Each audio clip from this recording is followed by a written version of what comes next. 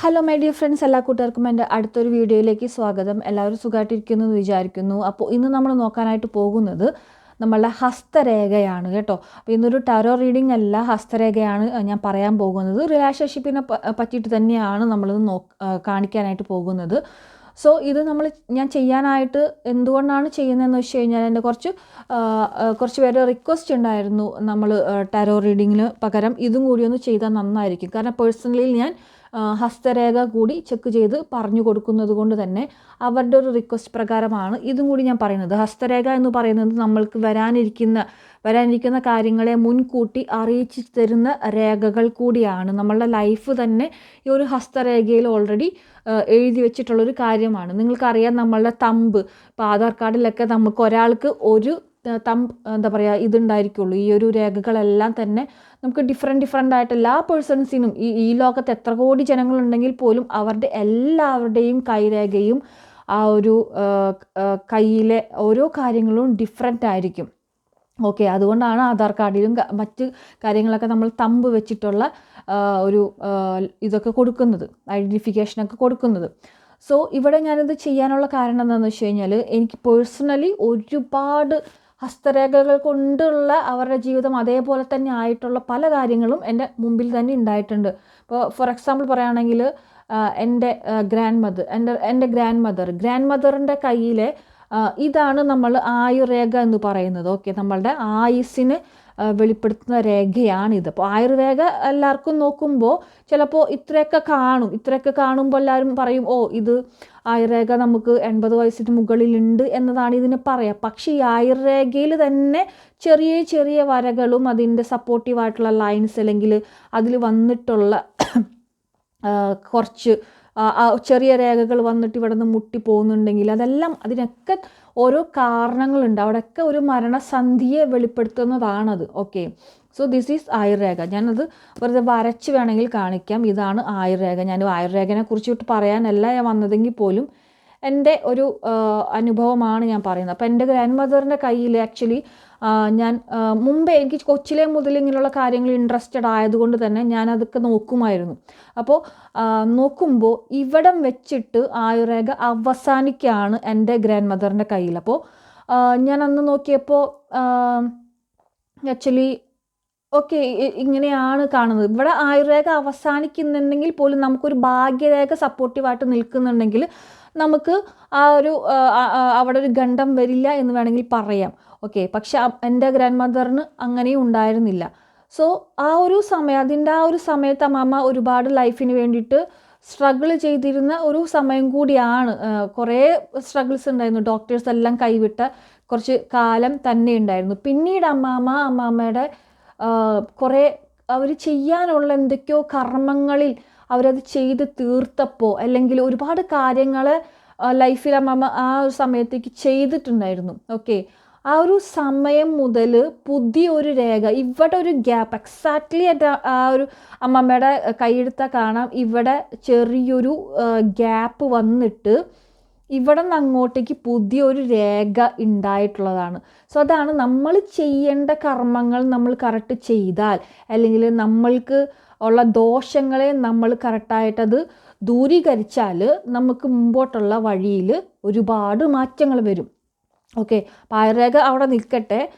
അത് നിങ്ങൾക്ക് ആർക്കെങ്കിലും പേഴ്സണലി ഒക്കെ നോക്കുന്നുണ്ടെങ്കിൽ നമ്മളത് പറഞ്ഞു തരുന്നതായിരിക്കും കേട്ടോ. അപ്പോൾ നമ്മളിന്ന് വന്നിട്ടുള്ളത് നിങ്ങളുടെ ഒരു റിലേഷൻഷിപ്പിനെ സംബന്ധിച്ചിട്ടുള്ളൊരു കാര്യം കാണിക്കാനാണ്. അപ്പോൾ എന്താണെന്ന് വെച്ച് കഴിഞ്ഞാൽ, ഇതാണ് ഹൃദയരേഖ ഇതുപോലെ വന്നിട്ട് ഈ നടുവിരലിൻ്റെ, അതായത് ശനിമണ്ഡലത്തിൻ്റെ അവിടം വെച്ചിട്ട് സ്പ്ലിറ്റ് ആവുകയാണെങ്കിൽ, ശനിമണ്ഡലം എന്ന് ഞാൻ പറയുന്നില്ല, കുറച്ച് പേർക്ക് ഈ എൻഡിൽ വരെയൊക്കെ പോകും.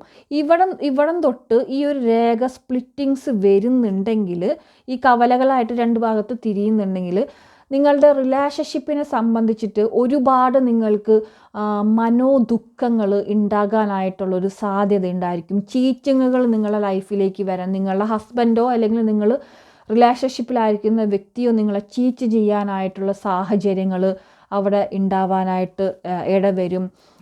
ഒരുപാട് ദുഃഖങ്ങൾ, അല്ലെങ്കിൽ നിങ്ങളുടെയോ നിങ്ങൾ അറിഞ്ഞിരിക്കുന്ന നിങ്ങളുടെ ഏറ്റവും പ്രിയപ്പെട്ട വ്യക്തികളോ പരസ്ത്രീ പരപുരുഷ ബന്ധത്തിലേക്ക് പോകുക, അല്ലെങ്കിൽ എപ്പോഴും റിലേഷൻഷിപ്പിൽ ക്ലേശങ്ങൾ വന്നുകൊണ്ടിരിക്കുക, ദുഃഖങ്ങൾ വന്നുകൊണ്ടിരിക്കുക, ഇതെല്ലാം ഈ ഒരു രേഖ നിങ്ങൾ കയ്യിലുണ്ടെങ്കിൽ സൂക്ഷിക്കണം.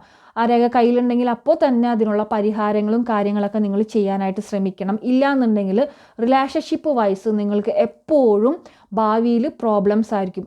അതുകൊണ്ട് മൂലം നിങ്ങൾക്ക് ഒരുപാട് കാര്യങ്ങളെ അനുഭവിക്കേണ്ടതായിട്ട് വരും. അതുമാത്രമല്ല, നമുക്ക് ഈ ഒരു ആയുർരേഖയും ഈ രേഖയും കൂടിയിട്ട് കണക്റ്റഡായിട്ട് പോകുന്നുണ്ടോ എന്ന് നോക്കണം. ഓക്കെ, കണക്റ്റഡായിട്ട് പോകുന്നില്ല എങ്കിൽ നിങ്ങളുടെ ദാമ്പത്യ ജീവിതം ഒരു സ്റ്റേജ് കഴിയുമ്പോൾ സെപ്പറേറ്റഡ് ആയിട്ട് പോകാനുള്ളൊരു സാധ്യത ഉണ്ടായിരിക്കും.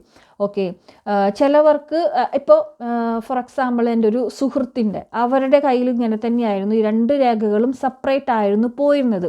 അവർ കല്യാണം കഴിഞ്ഞ്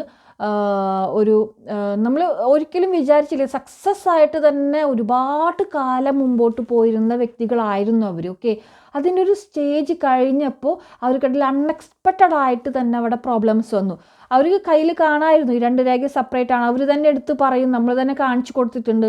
സോ ഇതൊന്നും അവർ വിശ്വസിച്ചിരുന്നില്ല. പക്ഷേ ഈ 2 രേഖ സെപ്പറേറ്റ് പോയതും ഇവിടെ എൻഡിങ്ങിൽ ഇവിടെ സെപ്പറേറ്റ് പോയിട്ടുള്ളതായിട്ടും കണ്ടിരുന്നു. അവർക്ക് 2 പേർക്കും 2 പേരെ കയ്യിലും സെപ്പറേറ്റഡ് ആയിരുന്നു. ഇപ്പോൾ ഒരാളുടെ കയ്യിൽ ഈ രേഖ സെപ്പറേറ്റഡ് അല്ലെങ്കിൽ പോലും നമ്മളുടെ പാർട്ട്ണറിൻ്റെ കയ്യിൽ ഒരുമിച്ച് പോകുന്നുണ്ടെങ്കിൽ ആ ഒരു വിധിക്ക് അവർ മുന്നോട്ട് പോകേണ്ടതായിരുന്നു. പക്ഷേ ഇത് 2 പേരെ കയ്യിലും സെപ്പറേറ്റഡ് ആയിട്ടാണ് ഇരുന്നിരുന്നത്.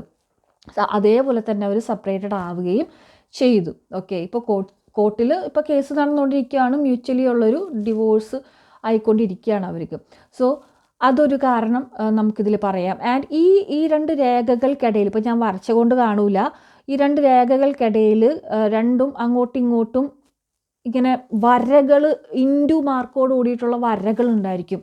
സോ അത് വന്നിട്ട് പറയുന്നത് ദാമ്പത്യ ജീവിതത്തിലും റിലേഷൻഷിപ്പിലും നിങ്ങൾക്ക് ഒരുപാട് പ്രശ്നങ്ങൾ, കഷ്ടതകൾ, ടോക്സിക് ആയിരിക്കും നിങ്ങളുടെ റിലേഷൻഷിപ്പ്. നിങ്ങൾ ഏത് റിലേഷൻഷിപ്പിലും ഡീൽ ചെയ്യാനായിട്ട് നിന്നാലും അവിടെ ഒരുപാട് കാർമികമായിട്ടുള്ള അനുഭവങ്ങളും ഉണ്ടായിരിക്കും. സോ ടാരോ റീഡിങ്ങിനോടൊപ്പം തന്നെ നിങ്ങൾക്ക് കൈരേഖയും നിങ്ങൾക്ക് നോക്കാവുന്നതാണ്. ആ രേഖ കൊണ്ട് നിങ്ങൾക്ക് മുമ്പോട്ടുള്ള പല കാര്യങ്ങളും അവിടെ ഡിവൈൻ കാണിച്ചു തന്നു. പക്ഷെ എല്ലാവർക്കും എന്താ പറയുക, രേഖ വായിക്കാനോ അല്ലെങ്കിൽ രേഖയിൽ ഉൾപ്പെട്ടിട്ടുള്ള സത്യങ്ങളെ മനസ്സിലാക്കാനും അറിഞ്ഞിരിക്കണം എന്നില്ല. പക്ഷേ ദൈവം മുൻകൂട്ടി തന്നെ അവിടെ കാണിച്ചു തരുന്നുണ്ട്. അപ്പോൾ ദൈവാധീനമുള്ള വ്യക്തികൾക്കാണെങ്കിൽ അതെല്ലാം കണ്ടെത്തിയിട്ട് അവിടെ അതിനുള്ള സൊല്യൂഷൻസ് ഒക്കെ ചെയ്ത് മാറ്റങ്ങൾ വരുത്താനായിട്ട് പറ്റും. നമ്മൾക്ക് ജീവിതത്തിൽ എന്ത് ബുദ്ധിമുട്ടുകളും വിഷമങ്ങളൊക്കെ ഉണ്ടെങ്കിൽ പോലും അത് തരണം ചെയ്ത് പോകാനും അത് മാറ്റിയെടുക്കാനുള്ള വഴികളും നമ്മളുടെ ദൈവം ഡിവൈൻ അവിടെ മുമ്പിലേക്ക് കാണിച്ചു തരും. അത് മനസ്സിലാക്കിയിട്ട് അത് ചെയ്യുക എന്നുള്ളതാണ് നമ്മളുടെ ധർമ്മം. താൻ പാതി ദൈവം പാതി എന്നാണല്ലോ. അത് മാത്രമല്ല, എല്ലാവരുടെ കൈകളിൽ നിങ്ങൾ ശ്രദ്ധിച്ചിട്ടുണ്ടായിരിക്കും, ഈ സൈഡിലായിട്ട് ഇങ്ങനെ രണ്ട് രേഖ 3 രേഖ ഒക്കെ വരുന്നുണ്ടായിരിക്കും. ഓക്കെ, അതെല്ലാവരുടെ കയ്യിലും ഒരു വിധത്തിൽ എല്ലാവർക്കും ഉണ്ടായിരിക്കും. അത് അവരുടെ ഡെസ്റ്റിനി പ്രകാരം എന്താ പറയുക, ചിലപ്പോൾ ഈ കല്യാണം, അവരുടെ ദാമ്പത്യ ജീവിതങ്ങൾ, എത്ര റിലേഷൻഷിപ്പുകൾ അവർക്ക് ഉണ്ടാകും എന്നുള്ളതൊക്കെയാണ്. പക്ഷേ ഏറെക്കുറെ പേർക്കും ഒരു സമയം കഴിയുമ്പോൾ അത് മാഞ്ഞു പോകാറും ഉണ്ട് കേട്ടോ. അപ്പോൾ ഈ കൈരേഖകളിലെല്ലാം തന്നെ ഒരുപാട് കാര്യങ്ങൾ ഇവിടെ ഒളിഞ്ഞു കിടക്കുന്നുണ്ട്. ഓക്കെ, നമുക്ക് വരാനിരിക്കുന്ന ഈ ഓരോ മണ്ഡലങ്ങളുണ്ട്, ബുധമണ്ഡലം, വ്യാഴമണ്ഡലം, ശനിമണ്ഡലം, സൂര്യമണ്ഡലം. ഈ ഓരോ മണ്ഡലങ്ങളുടെ താഴ്ചയും അല്ലെങ്കിൽ വലിപ്പവും അതെല്ലാം വെച്ചിട്ട് നമുക്ക് ജാതകം എന്നോണം പോലെ തന്നെ നമ്മൾ കൈരേഖയും വായിക്കാം. ജാതകം എന്ന് പറയുന്നത് ഒരു വ്യക്തി ജനിക്കുമ്പോൾ മുതൽ അങ്ങനെ എഴുതുന്നതാണ്. സോ അവർക്ക് അവിടെ ജാതകത്തിൻ്റെ പകുതി വഴിയിലെത്തുമ്പോൾ നമുക്ക് ഒരുപാട് നെഗറ്റിവിറ്റി വന്നു ചേർന്നതൊന്നും തന്നെ ജാതകത്തിൽ ഉണ്ടായിരിക്കില്ല. അത് ഈ കൈരേഖ എപ്പോഴും നമുക്ക് ചേഞ്ചസ് വന്നുകൊണ്ടിരിക്കും കേട്ടോ. 6 മാസം കൂടുമ്പോഴൊക്കെ നിങ്ങൾക്ക് നോക്കിക്കഴിഞ്ഞാൽ മനസ്സിലാകും, അതിൽ ഓരോരോ ചെറിയ ചെറിയ ചേഞ്ചസ് ഉണ്ടായിരിക്കും. പക്ഷെ നിങ്ങൾക്ക് നോക്കുമ്പോൾ എന്താ പറയുക, ഈ മെയിനായിട്ടുള്ള രേഖകളെല്ലാം നോക്കേണ്ടത്, ഈ വരുന്ന ചെറിയ ചെറിയ രേഖകളെല്ലാം തന്നെ നമ്മുടെ ജീവിതത്തിൻ്റെ മുന്നോട്ടുള്ള കുറേ കാര്യങ്ങളെ സൂചിപ്പിക്കുന്ന കാര്യങ്ങൾ തന്നെയാണ്. സാമ്പത്തികമായിട്ടുള്ള ഉന്നതി, ഇതെല്ലാം ഇതിൽ വരുന്നത് തന്നെയാണ് കേട്ടോ.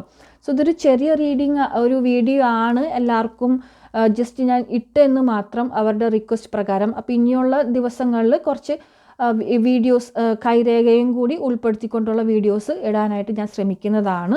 നിങ്ങൾക്ക് ആർക്കെങ്കിലും ഹസ്തരേഖ ചെക്ക് ചെയ്യണമെന്നുണ്ടെങ്കിൽ നമ്മൾ വാട്സപ്പിൽ കോൺടാക്റ്റ് ചെയ്യാവുന്നതാണ് കേട്ടോ. അപ്പോൾ അടുത്തൊരു വീഡിയോയിലേക്ക് കാണുന്നവരെ എല്ലാവർക്കും tata bye bye, see U.